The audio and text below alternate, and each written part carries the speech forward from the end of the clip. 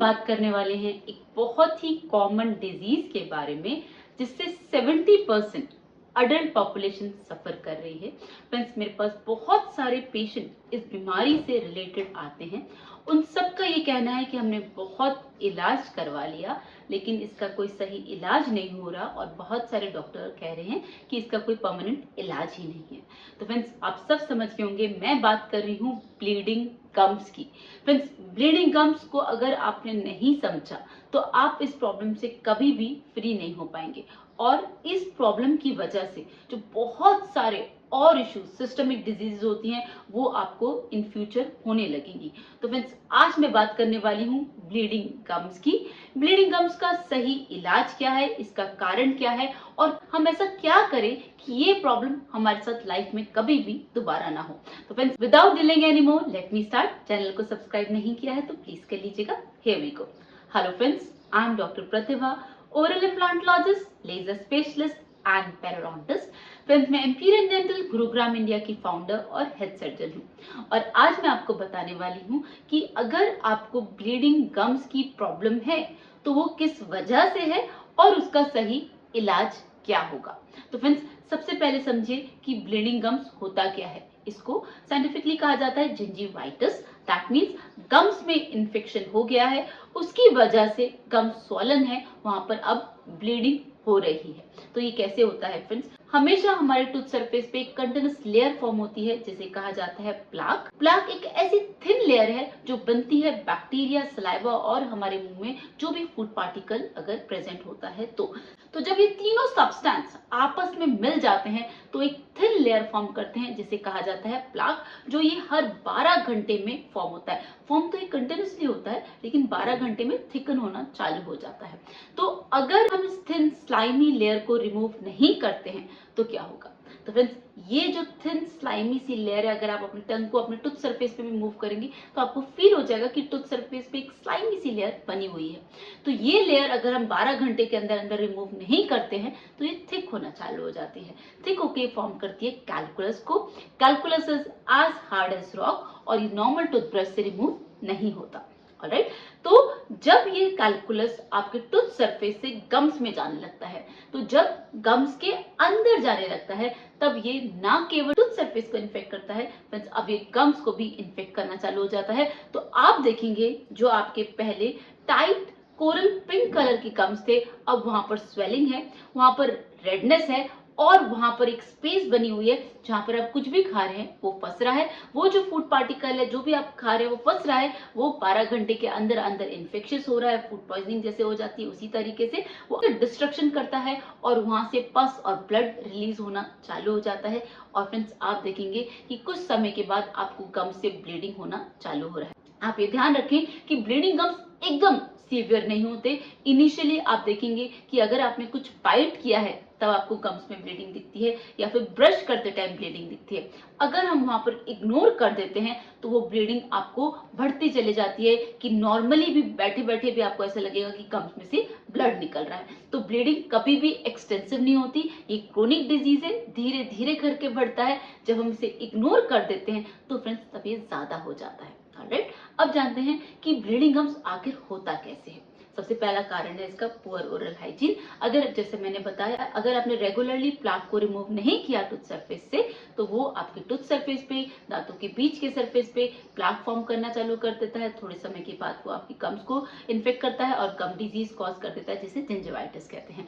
तो अगर poor oral hygiene होगा, टूथ सरफेस, टूथ के बीच वाला सरफेस दैट इज इंटरप्रॉक्सिमल सरफेस, वो प्रॉपर क्लीन नहीं होगा तो इवेंचुअली वो ब्लीडिंग गम्स में कन्वर्ट हो जाएगा। दूसरा, जब हमारी बाइट प्रॉपर नहीं होती है तो फ्रेंड्स आपने देखा होगा कि हमारे जो आगे के दांत हैं हमेशा उसमें 2 mm का स्पेस होना चाहिए और 2 mm ही कवर होने चाहिए। तो जब ये बाइट प्रॉपर नहीं है, जब ये डीप बाइट है, ऊपर और नीचे के दांत आपस में एक दूसरे को बहुत ज्यादा टाइटली कवर कर रहे हैं, कोई स्पेस नहीं है, तो आप जो भी कुछ खा रहे हैं वो दांत के अंदर फंसता जा रहा है। उससे क्या होगा फ्रेंड्स, उससे plaque deposition inner tooth surface के अंदर बहुत ज्यादा हो जाएगा, टूथ को ट्रॉमा मिलेगा और उस वजह से bleeding gum disease, traumatic occlusion from the front teeth, ये सारी प्रॉब्लम बढ़ जाएंगी और आपको ऐसा लगेगा कि मैंने तो सफाई भी करवा ली, प्रोफेशनल क्लीनिंग भी करवा ली, फिर भी मेरी प्रॉब्लम सॉल्व नहीं हो रही। क्यों? क्योंकि जब तक हम कॉज को रिमूव नहीं करेंगे हमारी प्रॉब्लम कभी भी सॉल्व नहीं होगी। ऑलराइट, अब थर्ड मेजर कॉज होता है जब टीथ का अलाइनमेंट प्रॉपर नहीं होता। तो क्या होता है कि अगर हमारे दांत आपस में एक अलाइनमेंट में है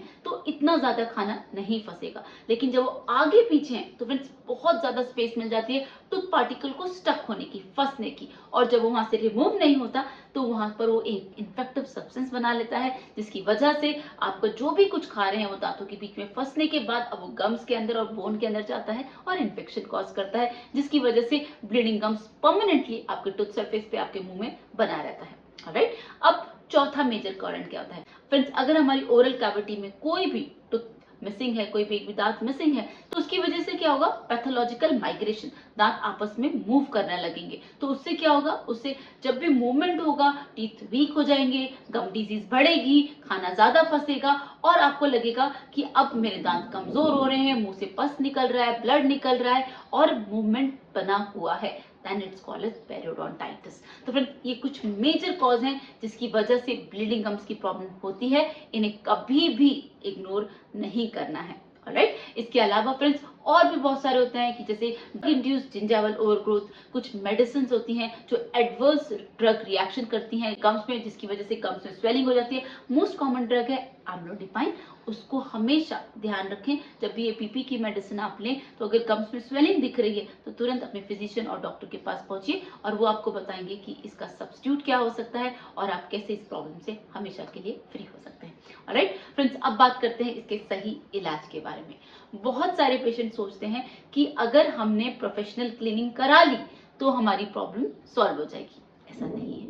जैसा कि मैंने पहले बताया, हमेशा सबसे पहले हमें क्या करना है, डायग्नोसिस, किस वजह से हमको ब्लीडिंग गम्स की प्रॉब्लम हुई है, तो वो वजह क्या है, वो कॉज क्या है, पहले हम उस कॉज को जड़ से खत्म करेंगे। तो जैसे कि मैंने बताया कि बाइट ऑक्लूजन एबनॉर्मल है तो हम उसको ठीक करेंगे, अगर हमारा ओरल हाइजीन इम्प्रॉपर है तो हम उसको ठीक करेंगे, अगर कोई टूथ मिसिंग है तो हम उसे रिप्लेस करेंगे, और अगर हमें कोई ड्रग इंड्यूस्ड रिएक्शंस है हम उसे ठीक करेंगे। तो फ्रेंड्स जो भी कारण है पहले वो कारण ठीक होगा, उसके बाद हम इलाज करेंगे। ऑलराइट, अब जब मैंने कारण आपका रिमूव कर दिया, अब बात आती है इसके सही इलाज की। तो फ्रेंड्स इसके इलाज में 2 स्टेप्स इन्वॉल्व होते हैं। पहला स्टेप होता है प्रॉपर प्रोफेशनल क्लीनिंग, जिसे कहते हैं ओरल प्रोफिलैक्सिस एंड पॉलिशिंग। इसका क्या मतलब होता है फ्रेंड्स, कि इस स्टेप में सबसे पहले आपके टूथ सरफेस से जो भी इन्फेक्शन है, ऑक्लूजल सरफेस पे, इंटरप्रॉक्सिमल सरफेस पे, दो दांतों के बीच वाले सरफेस पे, बक्कल सरफेस पे, लिंगुअल सरफेस पे, कहीं पर भी अगर आपके टूथ सरफेस पे कोई भी इन्फेक्शन होगा हम उसको पूरी तरीके से खत्म करेंगे। उसके बाद आपके टूथ सरफेस को पॉलिश करेंगे, दैट मीन्स उसको स्मूथ करेंगे।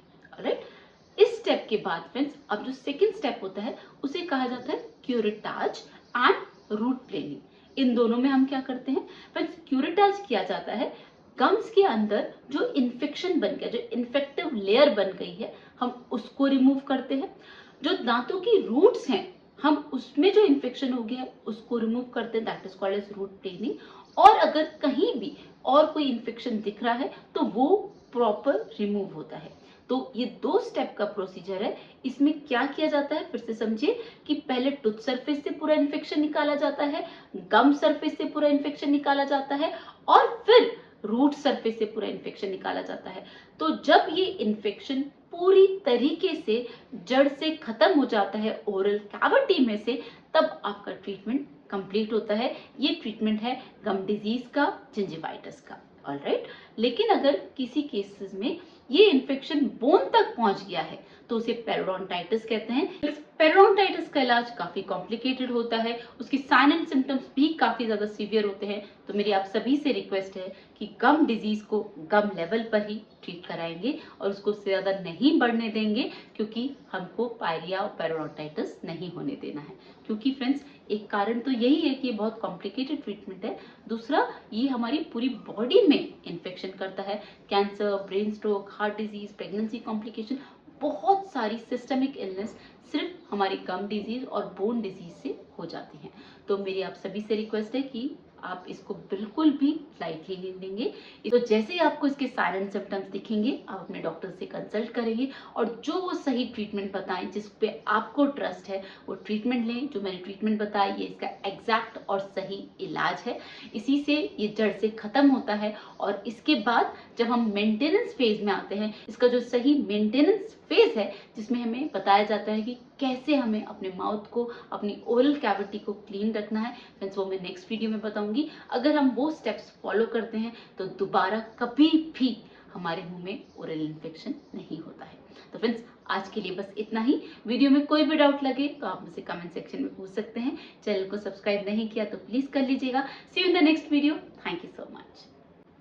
Don't forget to flaunt your beautiful smile, and that makes you so beautiful.